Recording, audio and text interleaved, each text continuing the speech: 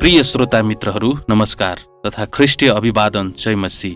हामीले स्वर्गीय pastor Karl सिल्वाले लेख्नु भएको आधारभूत क्रिस्चियन सत्यताहरू भन्ने पुस्तकलाई सुनिरहेका छौं, जसमध्ये पहिलो पाठलाई हामीले सुन्दर तवरले सुनेर आत्मिक लाभ उठाइसकेका छौं र अब हामी दोस्रो पाठलाई सुन्न गइरहेका छौं।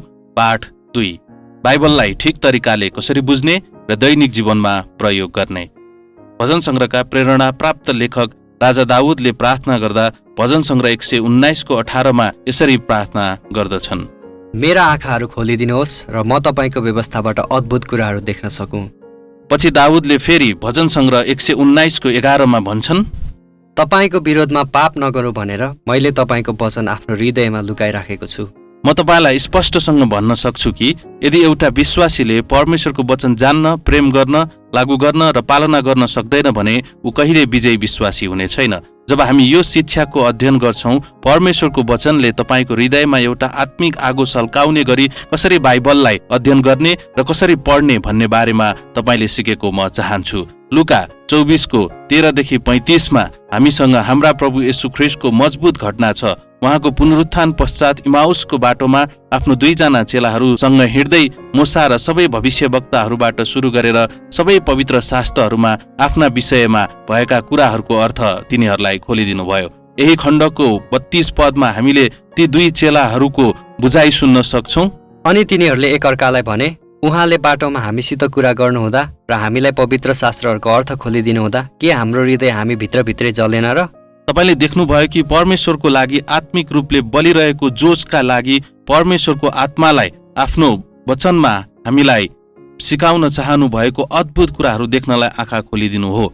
पद 33 यसले बताउँछ कि त्यही समय नै चेलाहरू उठे र उहाँ बाटोमा देखा पर्नु भएको कुरा अरूलाई बताउन गए। यसकारण हामी पनि बलिरहेको हृदयका साथ हरेक बिहान प्रभुलाई भेटेको हुँदा हिँड्दै गर्दा उहाँसँगको अनुभव बाँड्न सामर्थ्य हुनेछौँ। जब हामी यो पाठलाई अध्ययन गर्दै जान्छौँ, यी 4वटा कुराहरू कसरी गर्ने भन्ने विषयमा हामी सबैले सिकेको म चाहन्छु। 1. परमेश्वरको वचनको मूल्य मान्यतालाई ध्यान विचार गर्ने। 2. परमेश्वरको वचनको सत्यताहरू प्रार्थना साथ अध्ययन र मनन गर्ने। 3. परमेश्वरको वचनको शिक्षालाई अभ्यास र व्यवहारमा लागू गर्ने। संसारमा परमेश्वरको वचनको गवाई दिने र घोषणा गर्ने। यदि कुनै विश्वासीले यी 4वटा कुराहरूलाई निरन्तर आफ्नो जीवनमा गर्यो भने तपाईको हृदय र तपाईको जीवनमा बाइबलले आत्मिक झेल्काहरू दिन सुरु गर्छ र तपाईँ कहिले मर्नुहुने छैन। 1. परमेश्वरको वचनको मूल्य मान्यतालाई ध्यान विचार गर्ने। जब हामी परमेश्वरको वचनको मूल्य मान्यतालाई स्वीकार गर्छौं, तब मात्र हामीसँग उहाँको वचन सिक्ने र लागू गर्ने इच्छा हुनेछ। बाइबल मात्र 1 महिना अथवा 1 वर्षको पुस्तक होइन। बाइबल युगानुयुगको पुस्तक हो र किताबहरूको पनि किताब हो। यसमा 66वटा पुस्तकहरू छन्, जबकि लगभग 40 जना मानिसहरूले लेखेका छन्। उनीहरू चाहिँ वास्तविक लेखक होइनन्। परमेश्वरको पवित्र आत्मा यी सम्पूर्ण 66वटा पुस्तकहरूको लेखक हुनुहुन्छ। दोस्रो तिमोथी 3:16 घोषणा गर्छ, सबै पवित्र शास्त्र परमेश्वरको प्रेरणाद्वारा दिएको हो। दोस्रो पत्रुस 1:21 हामी पढ्न सक्छौं कि परमेश्वरका पवित्र जनहरू पवित्र आत्माको प्रेरणा पाएर परमेश्वरको तर्फबाट बोले। यहाँ केही महत्त्वपूर्ण वास्तविकताहरू छन् जुन बाइबलको मूल्य मान्यताको विषयमा तपाईले जान्नु पर्दछ। बाइबल एउटा समय सीमा रहित पुस्तक हो। भजन संग्रह 119:89 हामी पढ्छौं, हे परम प्रभु, स्वर्गमा तपाईको वचन सदा सर्वदा स्थिर छ। बाइबल लेखिएपछि हजारौं वर्षहरू बितेर गए, अन्य पुस्तकहरू आए र गए, तर पनि बाइबल यही छ। साम्राज्यहरू आए र गए, सभ्यताहरू आए र गए, तर बाइबल अहिले पनि यही छ। यी वर्षौंभरि सम्राटहरू र केही दुष्ट शासकहरूले इतिहासमा बाइबललाई नष्ट गर्ने प्रयास गरे र नास्तिकहरूले डरलाग्दो तवरले बाइबल विरुद्ध एकबद्ध भए। तिनीहरू सबै बितेर गए, तर बाइबल आजसम्म पनि उत्कृष्ट बिक्री वितरण हुने पुस्तकको रूपमा खडा छ। 303 एडीमा रोमी सम्राट डायक्लिसनले क्रिस्चियनहरूलाई आराधना गर्न रोक्न उर्दी जारी गरे र बाइबलका चर्मपत्रहरूलाई नष्ट गर्ने प्रयास गरे। तर परमेश्वरले सार्वभौम रूपमा बाइबललाई जोगाइराख्न हस्तक्षेप गर्नुभयो। यसको मात्र 25 वर्षहरू पश्चात अर्को रोमी सम्राट कन्स्टान्टाइन ख्रिस्टको पछि लागे र सरकारी खर्चमा नै 50 स्थान पवित्र शास्त्र बाइबल तयार गर्न अनुमति दिए। शताब्दी पश्चात भोल्टायर, एक प्रख्यात फ्रान्सका नास्तिक जसले एउटा अहंकारले भरिपूर्ण वक्तव्य दिए कि अबको 100 वर्षहरू पश्चात इसाईहरू इतिहासमा विलीन हुनेछन्, फेरि एकपटक परमेश्वरले आफ्नो मण्डलीलाई देखाउनु भयो कि उहाँसँग पनि खुसी दिने तरिका छ। सन् 1878 भोल्टायरको मृत्यु पश्चात उसको मृत्युको मात्र 50 वर्षपछि जेनेभा बाइबल सोसाइटीले उसकै छापाखाना बाइबल छाप्न प्रयोग गर्यो र उसकै घरबाट बाइबलका चाङहरू उत्पादन हुन थाले। आलोचकहरूको, अविश्वासीहरूको र खाली उल्टो प्रश्न गर्नेहरूको आक्रमणहरूका बावजुद पनि बाइबल सधैँ खडा भइरहेको छ। सुरुदेखि नै बाइबलको उपस्थिति र शक्तिको अवमूल्यन नष्ट र सिद्धाउने प्रयासहरू मानिसहरूले गरे। पहिले बाइबल जति बलियो थियो त्यो भन्दा पनि आजकल बलियो भइराखेको छ। अझ पनि अरबौंले बाइबललाई प्रेम गर्ने र अध्ययन गर्ने गर्छन्। सम्पूर्ण साहित्यमा पनि बाइबल जतिको पुस्तक अरू छैन। त्यही कारणले बाइबल समय सीमा रहित र नष्ट गर्न नसकिनेछ। बाइबल सत्य पुस्तक हो। भजन संग्रह 119 को 42 ले बताउँछ, तपाईको धार्मिकता सदा सर्वदा रहिरहने धार्मिकता हो अनि तपाईको व्यवस्था सत्य हो। भजन संग्रह 119 को 151 ले बताउँदछ, हे परम प्रभु, तपाई नजिक हुनुहुन्छ अनि तपाईका सबै आज्ञाहरू सत्य हुन्। त्यसपछि भजन संग्रह 119 को 160 ले बताउँछ, तपाईको वचन सुरुदेखि नै सत्य छ। बाइबल सत्य छ किनभने सत्यको परमेश्वरले त्रुटि बोल्न सक्नुहुन्न। यदि तपाईले पुरानो करार पढ्नुभयो भने परमप्रभुको वचन वा परमेश्वरको वचन वा परमेश्वरले भन्नुहुन्छ वा परमप्रभु भन्नुहुन्छ वा परमप्रभुले भन्नुभयो जस्ता वाक्यांशहरू 3808 पटक पाउन सक्नुहुन्छ। यदि तपाईले बाइबलमा उल्लेख गरेको स्थानहरू र ठाउँहरूको पुरातात्विक अन्वेषण सम्बन्धी पुस्तक पढ्नुभयो भने पुरातत्वविदहरूले बाइबलमा भएको सयौं ऐतिहासिक तथ्यहरू सत्य साबित गरेको पाउनुहुन्छ। अनि आज पनि नयाँ जन्म पाएका विश्वासी वैज्ञानिकहरूले ठूलो दर्शकको सामु विभिन्न कलेजहरूमा र विश्वविद्यालयहरूमा बाइबलमा भएको वैज्ञानिक तथ्यहरूको विषयमा बहस गर्छन्। बाइबल एउटा बहुमूल्य पुस्तक हो। भजन संग्रह 119 को 72 लेखकले बताउँछन्, तपाईको मुखको व्यवस्था मेरो लागि हजारौं सुन र चाँदी भन्दा उत्तम छ। के यो तपाईको लागि सत्य छ? प्रत्येक विश्वासीमा यो कुरा सत्य हुन परमेश्वर हामीलाई सहयोग गर्नुहुन्छ। एकातिर ठूलो सुन, चाँदी, हीरा, मोतीहरूको पोको छ र अर्कोतिर परमेश्वरको वचन छ र तपाईलाई रोज्न दियो भने म यो आशा गर्छु कि तपाईले परमेश्वरको वचन रोज्न हिचकिचाउनु हुने छैन। यहाँ एउटा सत्य कथा छ। हाम्रो एउटा मिशनरी कुनै एक समयमा कम्युनिस्ट भएको देशमा पस्दै हुनुहुन्थ्यो। नियम मुताबिक हाकिमले उनलाई आफ्नो झोला खोल्न लगाए। तिनीहरूले त्यसमा बाइबल देखे। उनीहरूले कुनै सुन वा चाँदी जस्ता वस्तुहरू पो छन् कि भन्दै खान तलासी गरेका थिए। ती मिशनरीले आफ्नो बाइबललाई देखाएर भने वास्तविक सुनहरू यो पुस्तकको हरेक पानामा पाइन्छ।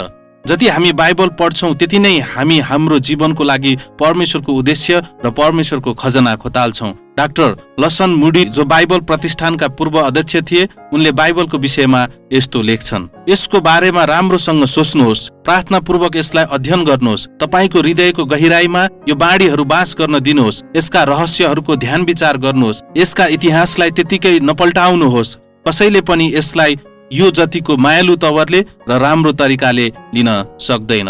यस पुस्तकको समय सीमा रहित, सत्यपूर्ण र बहुमूल्य भन्ने कुरालाई केही पलहरू ध्यान विचार गरेपछि हामी निम्न कुराहरू सुरु गर्न थाल्छौं। 2. परमेश्वरको वचनको सत्यताहरू प्रार्थनापूर्वक अध्ययन र मनन गर्नुहोस्। पहिलो, परमेश्वरको वचन पढ्न तयार हुनु अघि प्रार्थना गर्नुहोस्। भजन संग्रह 119 को 18 दाउदले प्रार्थना गर्छन्, मेरा आँखाहरू खोलिदिनुहोस् र म तपाईको व्यवस्थाबाट अद्भुत कुराहरू देख्न सकूं। फेरि उनले भजन संग्रह 119 को 12 प्रार्थना गर्छन्, हे परम प्रभु, तपाई धन्यको हुनुहुन्छ, तपाईका नियमहरू मलाई सिकाउनुहोस्। सायद तपाईको शारीरिक दृष्टि आँखाले देख्ने क्षमता 20/20 को होला, तर उहाँको वचनको अद्भुत सत्यताहरू देख्नको लागि उहाँले हाम्रो आत्मिक आँखा खोलिदिनु पर्दछ। आफ्नो पुनरुत्थान पश्चात यसो आफ्नो बाँकी चेलाहरू कहाँ माथिल्लो कोठामा देखा पर्नुभयो। लुका 24 को 45 यो उल्लेख गरेको पाइन्छ। अनि तिनीहरूले पवित्र शास्त्रहरू बुझ्न सकुन् भनी उहाँले तिनीहरूको समझ खोलिदिनु भयो। बाइबल पढ्नु अगाडि यसरी प्रार्थना गर्नुहोस्, परमप्रभु परमेश्वर, मेरो शिक्षक हुनुहोस्, मेरो आँखा खोलिदिनुहोस् ताकि आज तपाईबाट म सिक्न सकूं। जब हामी प्रार्थना गर्छौं हाम्रो आत्मिकी आँखा खोलिनेछ, हाम्रो हृदयहरू जोसिलो हुनेछ र परमेश्वरको वचन बुझ्नको लागि हाम्रो मनहरू प्रज्वलित हुनेछ। दोस्रो, परमेश्वरको वचनको खण्डलाई छनौट गरी पढ्नुहोस् र अध्ययन गर्नुहोस्। बाइबलको पुस्तकहरूलाई 2वटा भागहरूमा विभाजन गरिएको छ। पहिलो भाग पुरानो करार भनी चिनिन्छ र ती पुस्तकहरू पर्दछन् जुन प्रभु येशू ख्रीष्टको जन्म पूर्व परमेश्वरले प्रेरणा दिनुभयो र आफ्नो अगमवक्ताहरूलाई लेख्न लगाउनु भयो। पुरानो करारमा 39वटा पुस्तकहरू छन्। उत्पत्तिदेखि व्यवस्थासम्म 5वटा व्यवस्थाका पुस्तकहरू सृष्टि र मानव दौडको इतिहासको रूपमा छन्। यहोशूदेखि एस्तरसम्म 12वटा इतिहासका पुस्तकहरू यहुदी राष्ट्रको इतिहासहरू छन्। अयुबदेखि श्रेष्ठ गीतसम्म 5वटा बुद्धिका साहित्यहरू छन्। यसैयादेखि दानियलसम्म 5वटा ठूला अगमवक्ताका पुस्तकहरू छन्। होसेदेखि मलाकीसम्म 12वटा साना अगमवक्ताका पुस्तकहरू छन्। दोस्रो भागलाई नयाँ करार भनी चिनिन्छ र जसमा प्रभु येशू ख्रीष्टको जन्म, जीवन र सेवकाई पश्चातका पुस्तकहरू पर्दछन्। निम्नलिखित 27वटा पुस्तकहरू छन्। मत्तीदेखि यूहन्नासम्म 4वटा सुसमाचारहरू येशू ख्रीष्टको जीवनको इतिहासका पुस्तकहरू हुन्। प्रेरितको पुस्तक एउटा पहिलो शताब्दीको मण्डली इतिहासको पुस्तक हो। रोमीदेखि हिब्रूसम्म 14वटा पावलका पत्रहरू ख्रीष्ट, मुक्ति र मण्डलीको शिक्षा दिएको छ। याकुबदेखि यहुदासम्म 7वटा साधारण पत्रहरू हुन्। प्रकाश अगमबाडीको एक पुस्तक, अन्तका दिनका समयहरूको शिक्षा नोट। धेरै विद्वानहरूले हिब्रूको पुस्तक पावलले लेखेको हो भन्ने दृष्टिकोण राख्दछन्, कतिले यो दृष्टिकोण राख्दैनन्। यहाँ हामीले हिब्रूको पुस्तकलाई पावलको पत्रहरूमा राखेका छौँ। तेस्रो, सम्पूर्ण तवरले परमेश्वरको वचनलाई पढ्नुहोस् र अध्ययन गर्नुहोस्।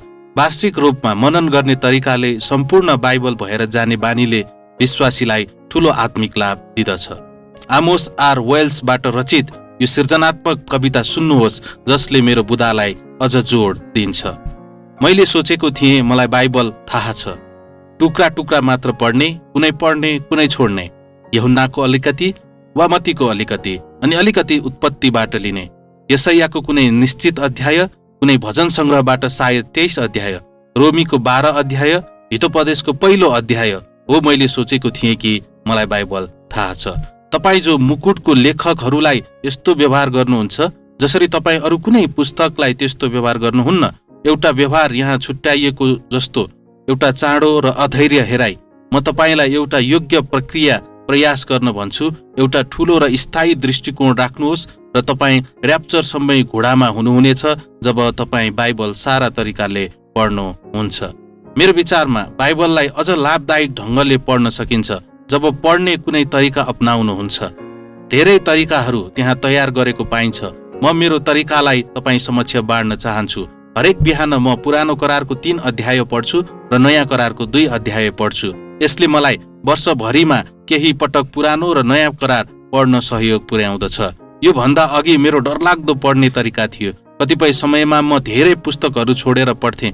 कतिपय समयमा म केही हप्ताको लागि बाइबलको कुनै एउटा पुस्तक वा विषय पढ्छु, अध्ययन गर्छु र मनन गर्छु। तपाईलाई बाइबलको केही अध्याय पढ्नको लागि मात्र 30-40 मिनट प्रत्येक दिन आवश्यकता पर्दछ।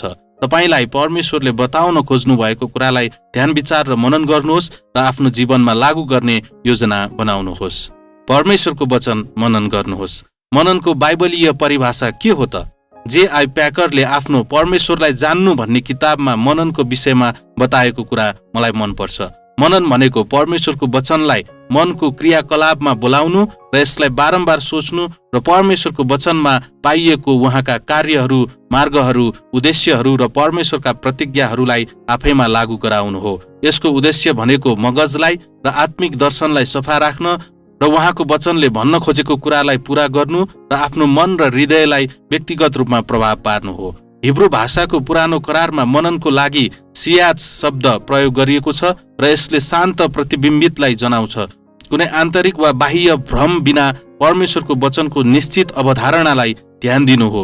ग्रीक भाषाको नयाँ करारमा मननको लागि मेलोटाओ शब्द प्रयोग गरिएको छ र यसको अर्थ सत्यतालाई बारम्बार फर्काउनु हो र सही तवरले नपचुन्जेलसम्म ध्यान विचार गर्नु हो। भजन संग्रह 1 मा परमेश्वरले भन्नुहुन्छ, धन्य हो त्यो मानिस जो भक्तिहीनहरूको सल्लाहमा हिँड्दैन, न पापीहरूको बाटोमा उभिदछ, न त गिल्ला गर्नेहरूको आसनमा पस्दछ, तर उसको आनन्द परमप्रभुको व्यवस्थामा हुँदछ र उहाँकै व्यवस्थामा दिनरात मनन गर्दछ। तब ऊ पानीका नदीहरूको किनारमा रोपिएको रुख चाहिँ हुनेछ, जसले आफ्नो ऋतुमा आफ्नो फल फलाउँदछ, उसको पात ओइलिने छैन अनि उसले जे गर्दछ त्यो सफल हुनेछ।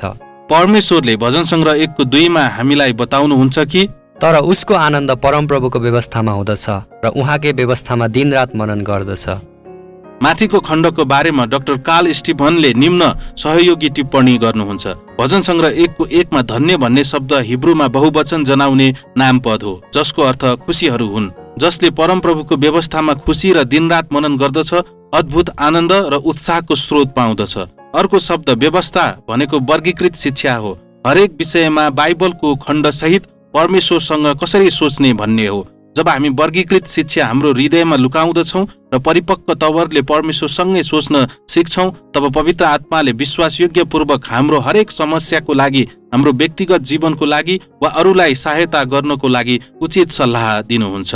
मुख्य कुरा परमेश्वरको वचन दिनरात मनन गर्न सिक्नु हो। चार्ल्स स्टेनलेले परमेश्वरको आवाजलाई सुन्नु भन्ने आफ्नो पुस्तकमा लेख्छन्, व्यक्तिगत निजी मनन तब सुरु हुन्छ जब हामी प्रभुसँग एक्लै संगतिमा हुन्छौँ र उहाँको अगाडि शान्त हुन्छौँ। सायद यो 5 मिनटको वा 30 मिनटको लागि हुन सक्छ।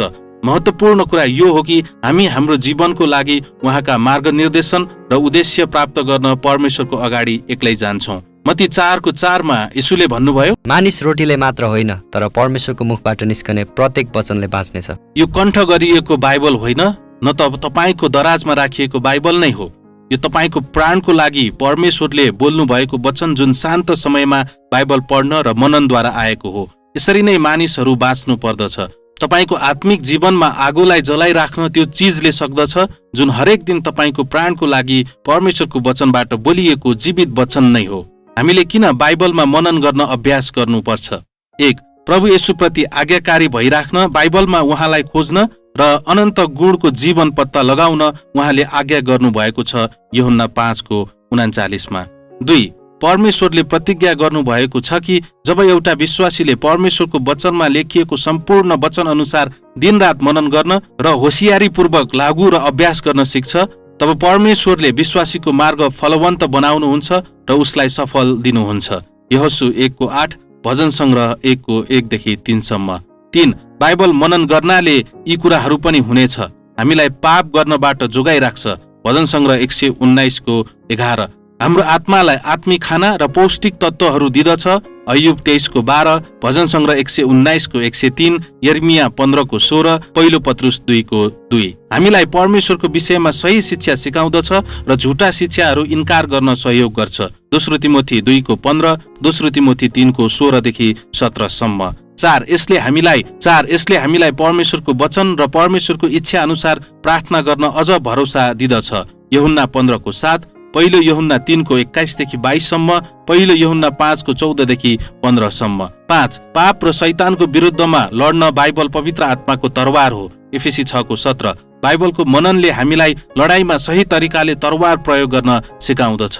6. बाइबल मार्गनिर्देशनको स्रोत हो। भजन सङ्ग्रह 119:105 हामी देख्न सक्छौँ, तपाईँको वचन मेरा पाउहरूका निम्ति बत्ती र मेरो बाटोको निम्ति ज्योति हो। कति दिनहरू अन्धकार जस्तो देखिन सक्ला, तर हामीले उहाँमा भरोसा राखिराख्यौँ भने उहाँको वचनले हामीलाई ज्योति देखाउँदछ। हामीले बाइबललाई कुन समयमा मनन गर्ने त? भजन सङ्ग्रहका लेखकले भजन सङ्ग्रह 119:15 भन्छन्, म तपाईँका आदेशहरूमा मनन गर्नेछु। फेरि 147 पदमा, मिरमिरे उज्यालो खस्नुभन्दा पहिल्यै मैले पुकारे, मैले तपाईँको वचनमा आशा राखेको छु। अर्को शब्दहरूमा भन्नुपर्दा उहाँको सामु शान्त रहन उनी हरेक बिहान समय छुट्याउँदछन्। भजन सङ्ग्रहका लेखक 148 पदमा अझ निरन्तरता दिँदै फेरि भन्छन्, तपाईँको वचनमा मनन गर्न सकु भने रातका पहर पहरमा मेरा आँखाहरू खुला रहन्छन्। परमेश्वरको वचन ध्यान विचार गर्न समय लाग्छ। यदि तपाईँलाई 1 घण्टा अगाडि उठ्नुपर्छ भने उठ्नुहोस्। तपाईँ 1 घण्टासम्म उठिराख्नुपर्छ भने त्यसै गर्नुहोस्। जबकि संसार अझ बढी निदाएर आराम लिन चाहन्छन्, विश्वासी चाहिँ परमेश्वरसँगको शान्त ताजामय संगति र परमेश्वरको वचन मनन गरेर आनन्द लिन चाहन्छन्। हामीले कसरी बाइबललाई मनन गर्ने त? आफ्नो व्यक्तिगत अध्ययन बाइबल हुनु धेरै राम्रो हुन्छ, ताकि तपाईँले त्यसका महत्त्वपूर्ण पदहरू चिन्ह लगाउनु, आफ्नो सोचलाई नोट गर्न र आवश्यकता अनुसार टिप्पणी गर्न पनि सक्नुहुनेछ। तपाईँले टिभीएस बाइबल प्रयोग गर्न सक्नुहुन्छ वा नेपाल बाइबल सोसाइटीको बाइबल पनि प्रयोग गर्न सक्नुहुन्छ, तर टिभीएस प्रयोग गर्दा राम्रो। अझ गम्भीर विद्यार्थीहरूका लागि अध्ययन बाइबल प्रयोग गर्ने सल्लाह म दिन्छु। अध्ययन बाइबल भनेको गम्भीर अध्ययन गर्नको लागि तयार पारिएको बाइबल हो। बाइबल बुझ्नलाई सजिलो गर्न र व्यवस्थित अध्ययन गर्नको लागि यसको प्रयोग धेरै राम्रो हुन्छ। एउटा साधारण बाइबल र अध्ययन बाइबलका मुख्य फरक भनेको अध्ययन बाइबलमा केही अन्य टिप्पणी र अध्ययन सामग्री राखिएको हुन्छ। ती अध्ययन टिप्पणीहरू अति महत्त्वपूर्ण हुन्छन् र मुख्य बाइबलका खण्डहरू सँगसँगै राखिएको हुन्छ। सँगै पुस्तकको परिचय र अन्य रूपरेखा सहित दिएको हुनाले अध्ययन गर्न र बुझ्न सहायता गर्दछ। ती टिप्पणीहरूले पदहरूको अझ बढी जानकारी दिन्छ र पाठकलाई छोटो व्यावहारिक शिक्षामा डोर्याउँदछ। अध्ययन बाइबलमा अन्य सामग्री पनि जोडिएको हुन्छन्। बाइबलको पुस्तक र पदहरूको ऐतिहासिक र सांस्कृतिक पृष्ठभूमि दिएको हुन्छ, जसले त्यस खण्ड वा विषयलाई बुझ्न अझ सहायता पुर्याउँदछ। अन्य सामग्रीहरू साधारण बाइबलमा नहुन पनि सक्छ, जुन अध्ययन बाइबलमा पाइन्छ, जस्तै पद साङ्लो, विषय सूची, पद संग्रह र बाइबललाई पढ्ने र अध्ययन गर्ने वार्षिक योजना आदि। तल केही अध्ययन सामग्रीहरू प्रयोग गर्न सकिन्छ। 1. रायरी स्टडी बाइबल, जुन अङ्ग्रेजीमा छ। 2.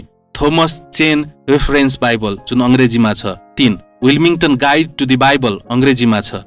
4. बाइबल टिप्पणी, पुरानो करार मात्र नेपालीमा छ।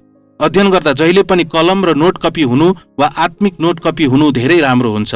दैनिक चिन्ह लगाउन, केही विविध बुदाहरू टिपोट गर्न र तपाईँलाई शान्त समयको बेला परमेश्वरले बोल्नु भएको कुरा लेख्न सजिलो हुन्छ र पछि काम आउन सक्छ।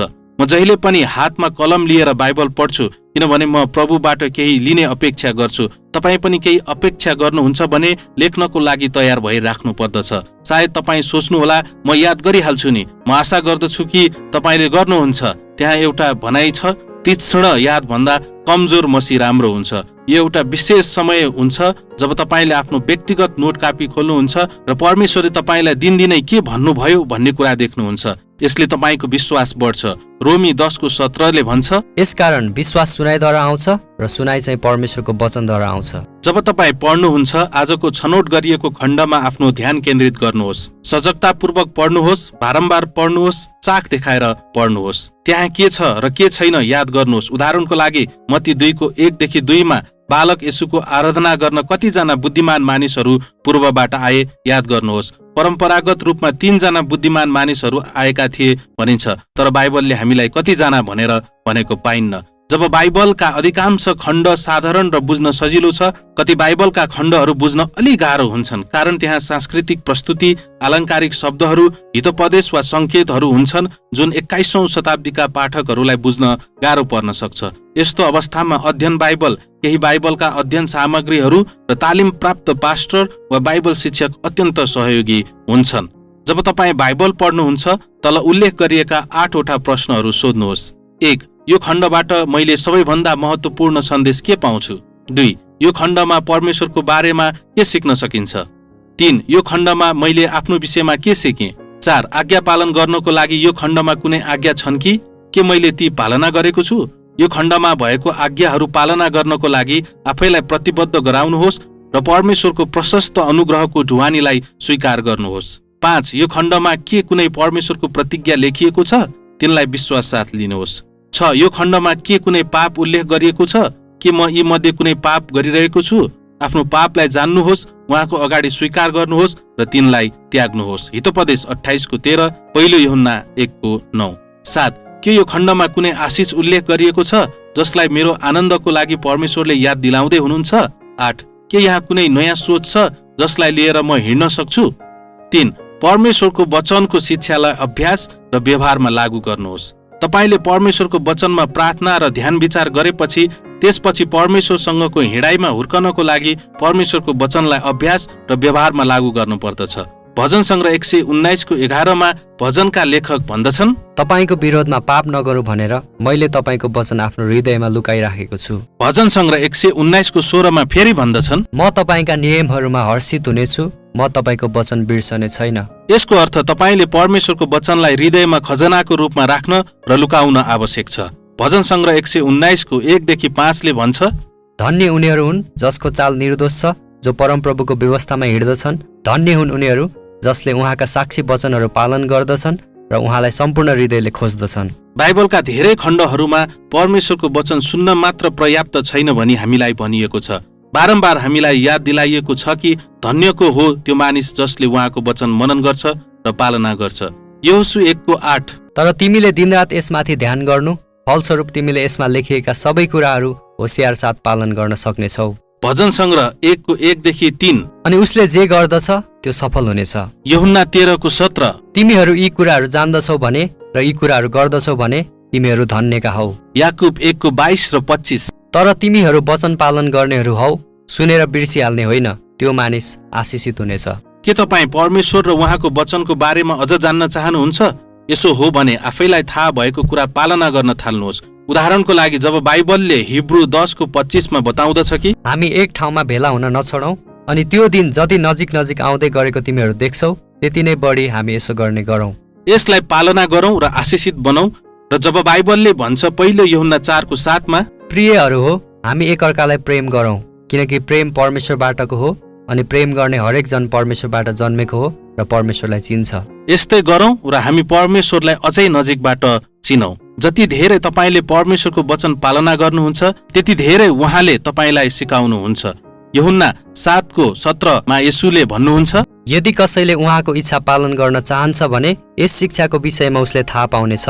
फेरि मत्ती 13:12 येशूले भन्नुहुन्छ, किनभने जोसँग छ त्यसलाई दिइनेछ र त्योसँग झन प्रशस्त हुनेछ, तर जोसँग छैन त्यसबाट त्योसँग जे छ त्यो पनि लिइनेछ। परमेश्वरको वचन संसारमा घोषणा गर्नुहोस् र गवाही दिनुहोस्। भजन सङ्ग्रह 119:27 भजनका लेखक भन्दछन्, मलाई तपाईँका आदेशहरूको मार्ग बुझ्ने तुल्याउनुहोस् र म तपाईँका अचम्मका कामहरूको विषयमा बोल्नेछु। त्यसपछि भजन सङ्ग्रह 119:46 जोड्दछन्, म तपाईँका साक्षी वचनहरूको बारेमा राजाहरूको सामु पनि बोल्नेछु अनि म शर्ममा पर्ने छैन। तपाईँको मुखमा निरन्तर परमेश्वरको वचन रहोस्। कसैले एक पटक भनेका थिए, वचनलाई तपाईँको हृदयमा भण्डारण गर्नुहोस्, तपाईँको परिवर्तित जीवनमा वचन देखाउनुहोस् र संसारमा वचनलाई रोप्नुहोस्। म एउटा महान प्रतिज्ञा बताएर अन्त गर्न चाहन्छु। दोस्रो कोरिन्थी 3:18 प्रेरित पावलले हामीलाई यस्तो जीवन बदली गर्ने परिवर्तनको विषयमा बताउँछन् जुन परमेश्वरको वचन बुझ्ने र पालना गर्ने विश्वासीको जीवनमा हुँदछ। यसले भन्छ, तर नढाकिएको चेहराले प्रभुको महिमा ऐनामा जस्तै हेर्दै हेर्दै हामी सबैजना प्रभु येशूद्वारा जो आत्मा हुनुहुन्छ एक महिमादेखि अर्को महिमामा सर्दै त्यही रूपमा बदली हुँदै जानेछौँ। जब परमेश्वरको सन्तानले परमेश्वरको वचनलाई प्रेम गर्छ र परमेश्वरको पुत्रलाई हेर्छ, ऊ परमेश्वरको आत्माबाट उहाँको आफ्नै स्वभावमा उहाँको महिमाको लागि परिवर्तन हुन्छ। आमेन।